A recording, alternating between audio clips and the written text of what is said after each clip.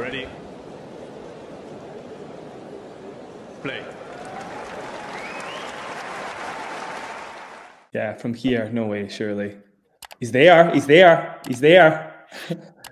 He's there again.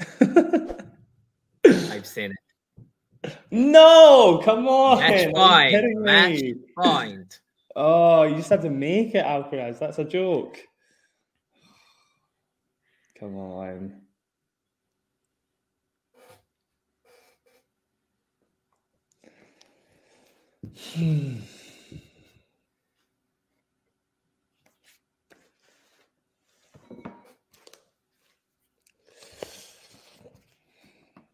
Here we go. Where does Zverev go with the first serve? Yeah. Lands it It's down over. T. Misses It's the over. return. That's it. It's done.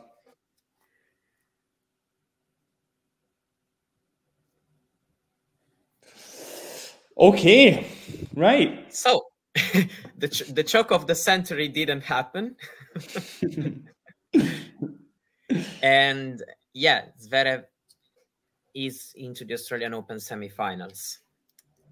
So first time he will face, there will be, a clash between him and Medvedev into a major.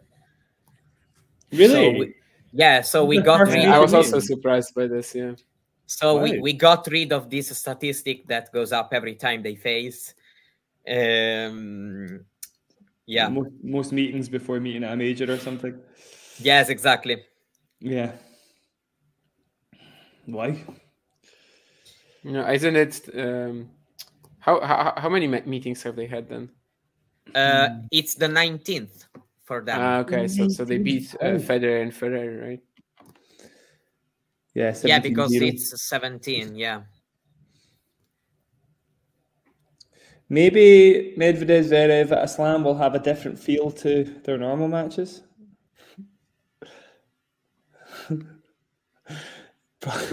Or more likely, it'll just be a longer version of their normal matchup, which is going to be painful.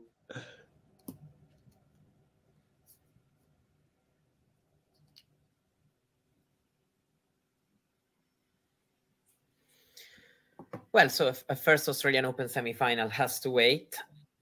Of course, he also didn't play last year, so, he didn't get all the chances he got in the other major events. It's a small sample size, but Australia, certainly the worst slam for Alcaraz at this stage of his career. Whether that will continue. Do you think there was anything else at play today? Do you think conditions? I don't really, I'm still struggling to, understand the real reason.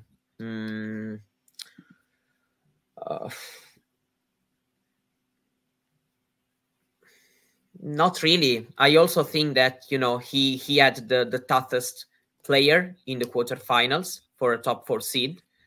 Because still, we have underlined a lot about, Zverev in majors against top 10 player and all this stuff. But overall, outside this top 4, Zverev is still, in my opinion, the most dangerous one. And so, probably he would have been in the semis if he would have faced, I don't know, Rublev or, or Fritz or Urkac. I don't know. Even if Urkac was pretty dangerous as well in this tournament. But still, I think that, always these kind of things has to be underlined, when we talk about the draws. Still, I think that that Zverev among these, the top 4 player is the most dangerous one. He's back playing at a good level.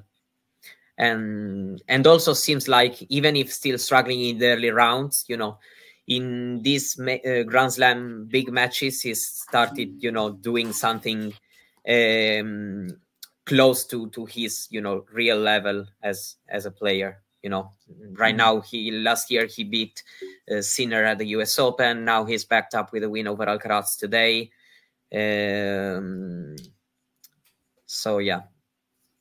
Oh, that was podcast, John. Thank you. Yes, that was podcast. Yes, indeed. Yeah, what else can I say? I mean, that was a pretty horrific couple of sets for Alcaraz, but still, I think Zverev deserves a lot of credit. He came out with a very different mindset today, great attitude, kept lasting for their forehand basically pretty much all the way until 5-3 in the third. Of course, he blows it. He makes some stupid decisions, but then again, late in the fourth, he again grows a pair again. Let's go like that. And I think that's really key to his success in any big matchup, really, against top 5 rivals, against some of the other main contenders. Lots will sort of depend on how he follows it up, whether this is like a truly career-defining win or not. Because if he does follow it up with a Medvedev win, sure, we might actually be, well, this will be like the most impressive tournament of his career, maybe, if he beats Medvedev as well and has a decent showing in the final, right? But for Alcaraz, well, still lots to learn, let's be honest. Yeah, even if, Medvedev, one of his, probably the toughest matchup for him lately, because I think he is kind of 11-3 in the last 14 or something like that. Yeah.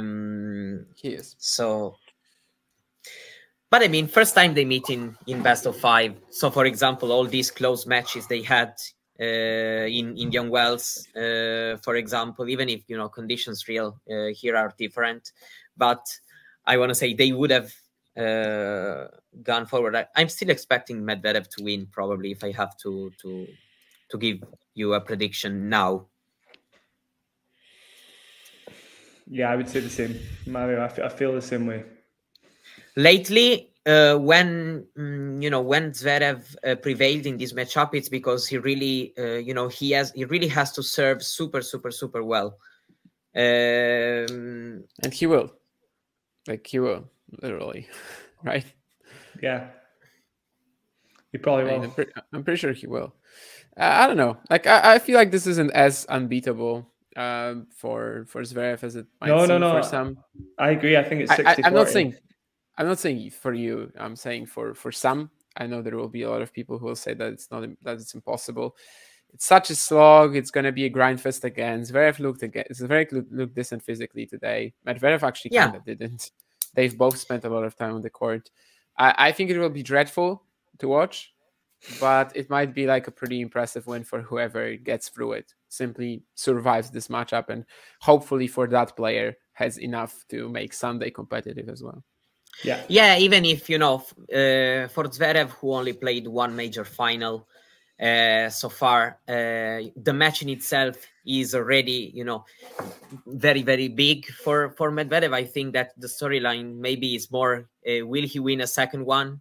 Of course, he has to go through the semi first to get to that point. But I feel like the kind of storylines are a bit different for these two players right now.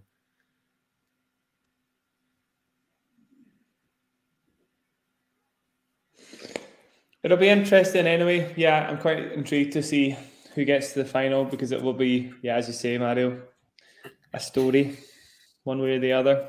I don't think many people called Medvedev making another Australian Open final this tournament. So if that were to happen, final probably not. Semi, final. Semi, I think a lot of people doubted. I don't know. I feel. Well, I am still on board.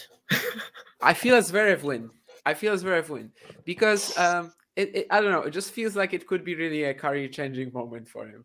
Like literally, he beats Alcaraz here. He beats Medvedev. No one expects him to like do it all, and he literally might have his best chance in ages. Yeah, I don't know. Twitter, we lose a lot of a lot of profiles. Considering how this tournament started, all the speech that was surrounding. If the tournament ends with with Zverev lifting the trophy, I wouldn't even imagine what will happen on Twitter. Yeah, agreed. Yeah, maybe it's just the enjoyer of chaos in me. I wanted Trump to win over Biden, because I wanted to see all these people just struggle to cope with it. Maybe it's just the that person in me who wants to see chaos, who wants to see people butthurt. Yeah, by the way, Jack, I'm a person who has Medvedev in the final in the bracket. Oh, really? You said before the tournament, Mario? Yeah, I have another Djokovic-Medvedev final in my bracket. With Djokovic winning. I know, yeah, the last one's giving me PTSD. Yeah, just come on. I mean, we've got only 3 matches left in men's singles, and you seriously want 2 of them to be Medvedev Zverev and Djokovic Medvedev? It's not what I want to. I did it. I did the prediction at the beginning of the tournament. It's not what I want right now. You're right. Maybe it's just me because I do predictions with a lot of Medvedev Djokovic thinking. Medvedev Djokovic has been a very fun matchup. Let's not forget that. Just because the US Open is fresh in our minds, it could be a great match. Well, I mean, the US Open. The US Open final. The US Open final is a big what if, honestly, in my opinion, because FFF Mario, it doesn't exist. Yeah, no, I mean, of course. It was close that second set. Yeah, honestly, I have to say that usually I always enjoy kind of 15% of Slam semifinals and finals I watch. So when I get to this point of the tournament, I really don't care who gets there, because I am pessimistic on this. I always start like, I know this match is going to disappoint me, whoever the player is. But because for me, if it ends 6-4, 6-3, 6-4, and it's a major final, even with spectacular points, some good rallies, for me, it's still a disappointment. 100%. There's got to be a bit of story. There's got to be a bit of drama. Yeah. That's not really an opinion that anyone wouldn't share. Damien, I thought you would be on the other fence, to be honest. I know you're more of a what you can see rather than a scoreline kind of guy, are you not? Yeah, sure. But yeah, if it's a 6-3, 6-4, 6-4 win for whoever, if it's just lopsided, it's not really gonna be any interest in it. Yeah, I mean, it's like, French Open 2020, Australian Open 2019. The only people who remember really are, the fans of the respective player, because they need to, to show their strength. But John, I'm afraid of what you're gonna show now on the screen. Wimbledon 2013. Oh, okay. Ha ha ha ha ha.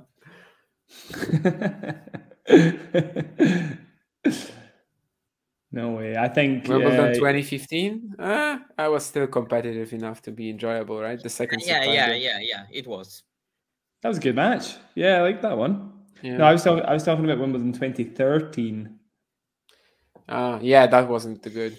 Yeah, but looking at it from a non-Murray perspective, no, it wasn't. Djokovic was horrible for 2 sets, and then of course the sort of mini comeback attempt. That was the first moment when the match was decently fun. Best match of the Open era.